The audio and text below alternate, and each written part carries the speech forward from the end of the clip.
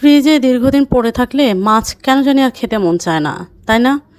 সেই মাছ দিয়ে যদি একটা ইউনিক রেসিপি হয় তাহলে কেমন হয়? চলেন সেরকমই একটা রেসিপি দেখাবো আজকে। আসসালামু আলাইকুম, সবাই কেমন আছেন? আলহামদুলিল্লাহ আমি ভালো আছি। সবাইকে 3 মিনিটস কুকিংয়ে স্বাগতম জানিয়ে আজকে আমি শুরু করছি আমার রেসিপি।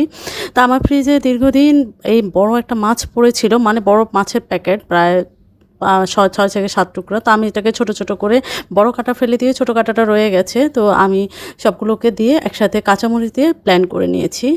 তো ব্লেন্ড করে নিয়ে আমি মাছের যে চামড়াটা থাকে সেটা সহ ব্লেন্ড করেছি। এজন্য মাছের চামড়াটা আমি আগে থেকে বেছে নিচ্ছি। তো দেখেন এরপরে আমি চিলি ফ্লেক্স দিয়ে দিলাম 1 চা চামচ, লবণ স্বাদ মতো। তারপরে এখানে আমি গোলমরিচ দিয়ে দিলাম 1 চিমটি, আর পেঁয়াজ কুচি দিয়ে দিলাম 1 মুঠো পরিমাণ, আর লেবুর রস দিয়ে দেবো আমি ছোট স্লাইস 2 পিস। তো এগুলো সবগুলো মানে লেবু দেওয়ার তো গন্ধ অনেক দিন যেহেতু গন্ধ যেন চলে যায়, তো আমি কর্নফ্লাওয়ার দিয়ে দিলাম প্রায় 2 টেবিল চামচের বেশি, আর একটু সামান্য সাদা তেল দিয়ে আমি এটাকে ভালো করে মিক্সড করে নিচ্ছি। এইটুকু দেবো আমি ফিশ বলটা তৈরি করার জন্য, আপাতত আমি বলটা তৈরি করার জন্য। তো আমার এই বলটা হয়ে গেছে। এরপরে আমি দেখেন এটা কত স্মুথলি মানে হাতে বলটা করা যাচ্ছে। এরপরে আমি একটা কড়াইয়ে তেল দিয়ে তেলটা গরম হতে দিয়ে মাঝারি আছে, তারপরে আমি ফিশ বলগুলো ভেজে নিব সবগুলো। এটা মাঝারি আঁচেই করতে হবে।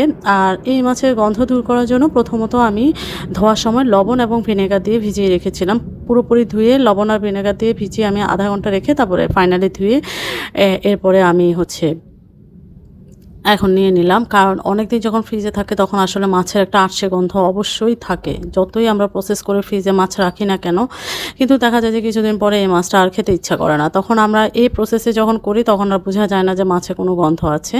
তো আমি মাছগুলোকে ভালো করে একদম কড়া করে ডিপ ফ্রাই করে নিব ফিশ বলগুলো, যাতে ভিতরে আঁটশে গন্ধও যেন না থাকে এই জন্য। তারপর দেখেন আমার ফিশ বলটা মোটামুটি হয়ে গেছে। এখন আমি এটাকে তুলে নিচ্ছি।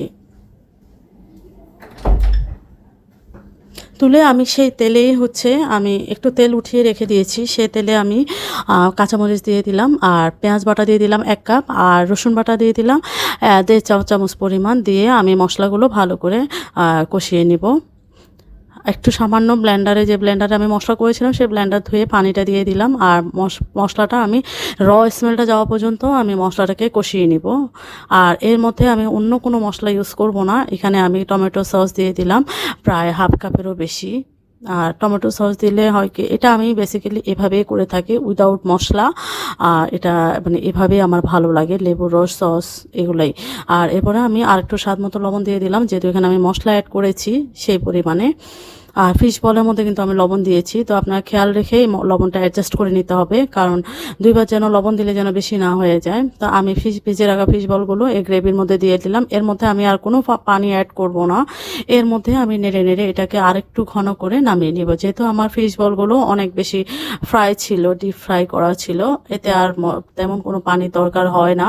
তো আপনারা যদি আরেকটু বেশি গ্রেভি চান সেক্ষেত্রে একটু পানি মিক্সড করে একটু ঝোল ঝোল করে রাখতে পারেন, কিন্তু এটা আসলে এভাবেই ভালো লাগে। পোলাও বা ধরেন সাদা ভাত বা রুটি পরোটার সাথেও অনেকে মাছ এভাবে খেতে পছন্দ করে। তা আমি লাস্ট মুহূর্তে কিছুটা লেবুর রস এবং কিছুটা কাঁচামরিচ ছড়িয়ে দিচ্ছি। ছড়িয়ে দিয়ে আমি নামিয়ে নিব।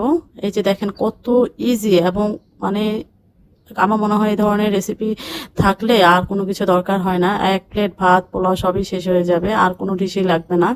তো দেখেন কতটা ইয়াম্মি লাগছে দেখতেই, আপনারা দেখে বুঝে যাচ্ছেন যে এটা কতটা ইয়াম্মি হয়েছে। এটা আর বলে বোঝার দরকার নেই, আর এভাবে আপনারা একবার ট্রাই করে দেখবেন। তো আমার রেসিপিটা কেমন লেগেছে সবাই কমেন্টস করে জানাবেন, একটা লাইক কমেন্ট শেয়ার করে দিবেন। আল্লাহ হাফেজ।